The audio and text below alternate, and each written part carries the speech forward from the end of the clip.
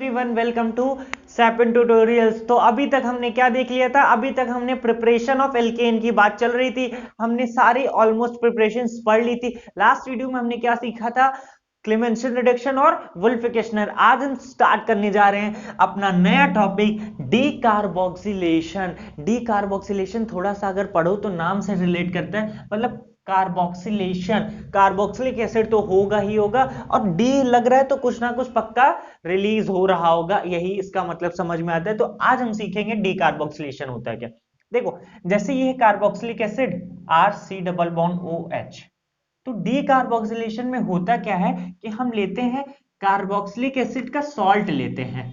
कौन सा सॉल्ट लेते हैं? Sodium salt of carboxylic acid. Sodium salt of carboxylic acid लेते हैं और उसकी रिएक्शन हम कराते हैं NaOH CaO से कराते, कैल्शियम ऑक्साइड से कराते, NaOH और CaO से कराते हैं। NaOH CO को क्या कहते हैं? सोडा लाइम कहते हैं। क्या कहते हैं? Soda lime. सोडा पीने वाला लाइम नहीं भैया, पी ना लेना कभी भी, NaOH को पी मत लेना, ये एक तरीके का बेस है। इन दोनों कॉम्बिनेशन को कहते हैं सोडा लाइम। सोडा लाइम, इतनी बात समझ में? तो होता क्या, मैं आपको बता दूं, ये आर ये मिल के क्या करते हैं? Na2CO3 बाहर निकाल दे रहे हैं। एक तरीके का ये क्या है? Na2CO3 वापस निकालते हैं, Na2CO3 निकलता है। तो अब बचेगा क्या? जब ये दोनों आपस में मिल जाएंगे तो ये R से क्या जुड़ जाएगा? H। ये क्या है बच्चे हमारा? ये है हमारा एल्केन। तो हम स्टार्ट किए थे किससे? तो डीकार्बोक्सिलेशन होता क्या है? Decarboxylation is a reaction when sodium salt of carboxylic acid is treated with soda lime. Soda lime में ब्रैकेट में लिख देना NaOH plus CO to give alkanes as well as Na2CO3। Actually याद रखना, यहाँ पे थोड़ा सा हम हीट देते हैं, और यहाँ पे जब इसको जैसे ही हम हीट करते हैं तो Na2CO3 क्या किस में ब्रेक हो जाता है? CO2 में ब्रेक हो जाता है। और क्या बनेगा? और ये बनेगा, हाँ बस अभी हम CO2 ही छोड़ दो, क्या बनेगा? CO2 क्या रिलीज होती है? CO2 गैस रिलीज होती है। CO2 गैस क्या होती है? रिलीज होती है। इस बात को बहुत ही ध्यान से समझना है। डीकार्बोक्सिलेशन एक ऐसा तरीका है जिससे हम क्या कर सकते हैं, अभी मैं थोड़ा बताता हूं। डीकार्बोक्सिलेशन आपको समझ में आया कि होता क्या है कि सोडियम सॉल्ट किसका? कार्बोक्सिलिक एसिड की रिएक्ट करता है, किसके साथ रिएक्ट करेगा? सोडा लाइम से, to give alkane as well as release carbon dioxide gas. अब देखना, अगर इसके एग्जांपल की बात करें तो ये है CH3 C double bond O Na, इसकी रिएक्शन कराओ बच्चे आप NaOH CaO से, क्या बनेगा? CH3, अब तो खुद से ट्राई करते रहो, बनाते रहो product, CONa plus NaOH C calcium oxide.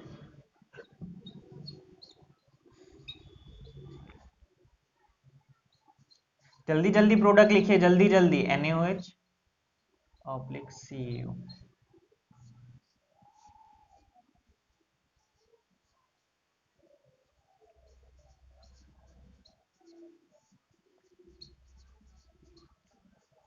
सबका जल्दी जल्दी प्रोडक्ट क्या है? जल्दी जल्दी प्रोडक्ट लिखना, जल्दी जल्दी प्रोडक्ट लिखो आप।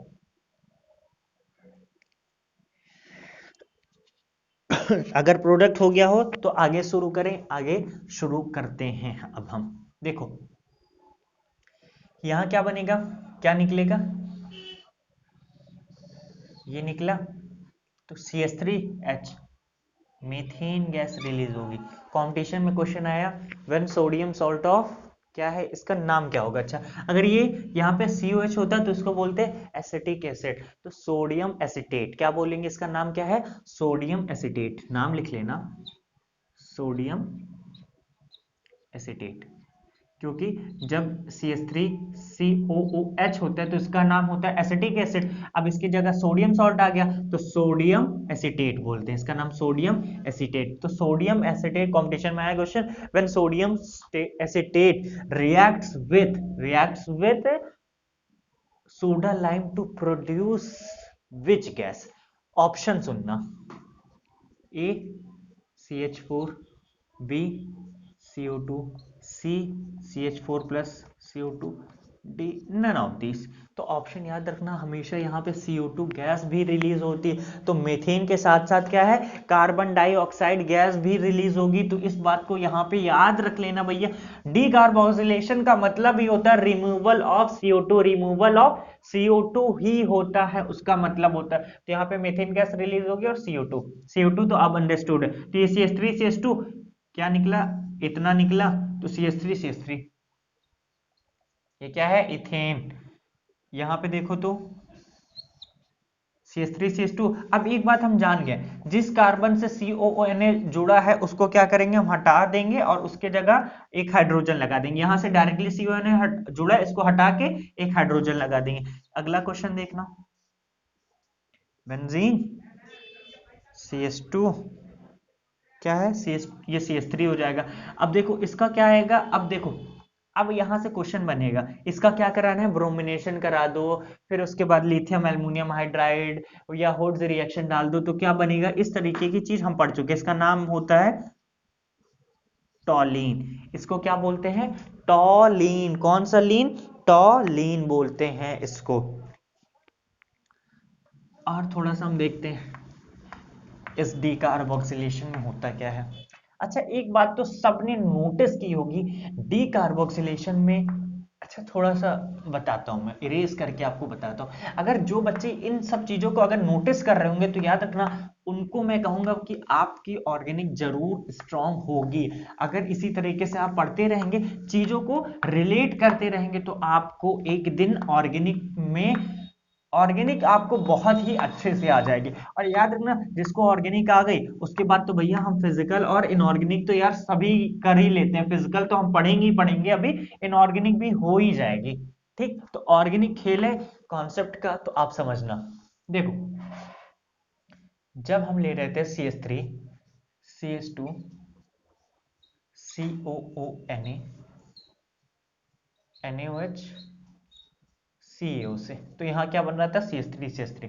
अब देखो रिएक्टेंट में कितने कार्बन थे, प्रोडक्ट में कितने कार्बन बचे, तो एक तरीके से यहां क्या है, ये 3 कार्बन से 2 कार्बन में आ रहा है, किसमें, 3 कार्बन से 2 कार्बन में आ रहा है, तो यहाँ पे नंबर ऑफ कार्बन डिक्रीज हो सकता है। तो कभी भी अगर इस तरीके की चीजें आए कि कहाँ पे नंबर ऑफ कार्बन क्या है, डिक्रीज हो सकता है, तो याद रखना वहां पे डीकार्बोक्सिलेशन मेथड यूज करके हम क्या कर सकते हैं, डीकार्बोक्सिलेशन मेथड यूज करके हम क्या कर सकते हैं, बना लेंगे, एक कार्बन को रिड्यूस कर सकते हैं, एक कार्बन को रिड्यूस कर सकते हैं।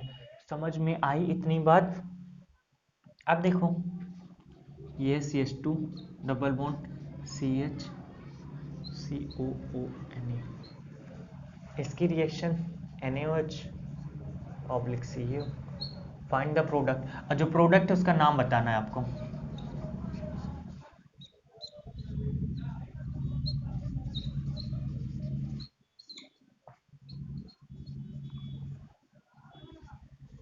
ठीक,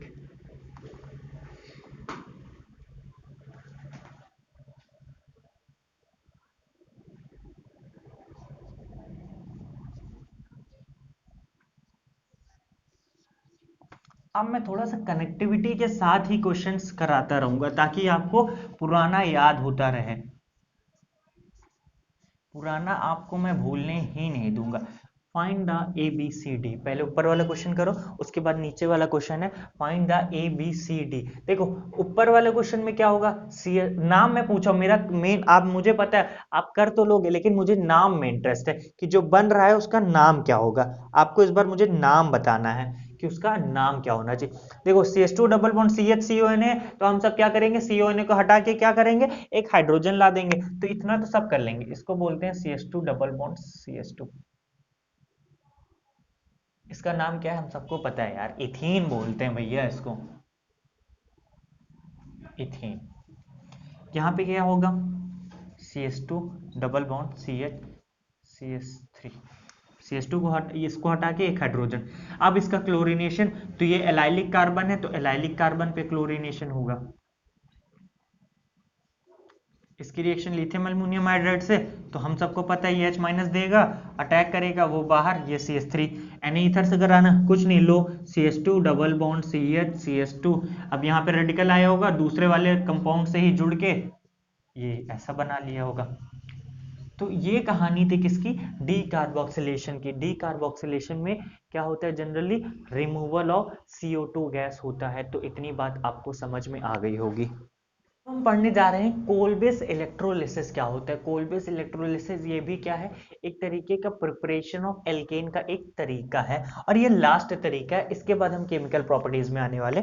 तो कोलबेस इलेक्ट्रोलिसिस में ये होता है, अच्छा एक बात है, इलेक्ट्रोलिसिस का मतलब होता है, देखो इलेक्ट्रोलिसिस नाम से क्लियर है क्या है, इलेक्ट्रो, अगर अलग अलग वर्ड हम करें, इलेक्ट्रोलिसिस, देखो इलेक्ट्रो का मतलब इलेक्ट्रिसिटी, क्या मतलब इलेक्ट्रिसिटी, लिसिस का मतलब ब्रेकिंग।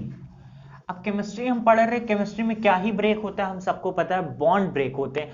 तो जहां पे बॉन्ड ब्रेक होगा through electricity is known as electrolysis. तो electrolysis is what, lysis of bond by the electricity is known as electrolysis. तो इलेक्ट्रोलिसिस में ये होता है कि जब भी हम, जैसे हम क्या ले रहे थे वहां पे, सोडियम सॉल्ट ऑफ ले रहे थे, किसका, sodium salt of, sodium salt या पोटेशियम सॉल्ट, यहां पे हम कोई सा भी ले सकते हैं, सोडियम लो या potassium salt of carboxylic acid की रिएक्शन जब हम किससे कराते हैं, और याद रखना एक्वस होना चाहिए, एक्वस मीडियम, एक्वस मीडियम में जब ये रहेगा उसका अगर हम करा दें इलेक्ट्रोलिसिस, अगर इसकी हम इलेक्ट्रोलिसिस करा देंगे तो हमें एल्केन मिल जाएगा। एल्केन क्या बनेगा यहाँ RH, इस बात को याद रखना, CO2 गैस रिलीज होगी, साथ साथ NaOH मिलता है, और साथ साथ बहुत इंपॉर्टेंट है हाइड्रोजन गैस रिलीज होती है। क्या रिलीज होती है, हाइड्रोजन गैस रिलीज होती है। इसकी मैकेनिज्म तो अभी आपको पढ़ने की जरूरत नहीं, क्योंकि जब तक आप क्लास 12th में नहीं पहुंच जाओगे, क्लास 12th में एक चैप्टर ही है इलेक्ट्रोकेमिस्ट्री, वहां पे हम सीखेंगे कैथोड एनोड्स के ये सब क्या होते हैं, उनके कैसे रिएक्शंस होती, तो अभी हम यहाँ नहीं पढ़ेंगे, हम उसको आगे, यही रिएक्शंस को अभी हम आगे चल के भी पढ़ेंगे, तो वहां पे इसकी मैकेनिज्म होगी। तो एक बात बहुत खास है, NaOH या और KOH, सॉरी हाँ और KOH, इसको बोलते हैं पोटेशियम हाइड्रोक्साइड, इसको सोडियम हाइड्रोक्साइड। तो इस बात को खास याद रखना कि यहाँ पे हाइड्रोजन गैस रिलीज होती है। कौन सी गैस रिलीज होती है, हाइड्रोजन गैस रिलीज होती है। ये क्वेश्चन बहुत ही ज्यादा इंपॉर्टेंट है, और इस बात को याद रखना, बस थोड़ा नॉलेज के लिए बता दे रहा हूं। ये जो रिएक्शन थी यहां पे क्या था, इलेक्ट्रिसिटी से हम क्या कर रहे थे, बॉन्ड को ब्रेक कर रहे थे, इलेक्ट्रिसिटी से बॉन्ड को ब्रेक कर रहे थे। तो वहां पे होगा क्या कि यहाँ पे कैथोड और एनोड का प्रोसेस होता है। तो रिएक्शन अभी मैकेनिज्म नहीं देखना, बस अभी इतना थोड़ा सा याद कर लो कि जो हाइड्रोजन लिबरेट होता है वो हमेशा कैथोड से लिबरेट होता है, क्योंकि कंपटीशन में क्वेश्चन यही पूछेगा कि in the process of coal based electrolysis वो कहां से हाइड्रोजन रिलीज होता है, एनोड से कि कैथोड से कि बोथ से, दोनों से रिलीज होता है। तो इस बात को याद रख लेना, कैथोड से हाइड्रोजन रिलीज होता है। ये हम जब 12th में पहुंच जाएंगे तो हमको ये सब चीजें आ जाएंगी। अब डायरेक्ट हम किस पे आ जाते हैं, प्रैक्टिस पे, CH3CONa, CH3COO के दोनों की रिएक्शन किससे करा दो, इलेक्ट्रोल, हमेशा याद रखना एक्वस मीडियम होना चाहिए, इलेक्ट्रोलिसिस कराना है, इसका भी इलेक्ट्रोलिसिस।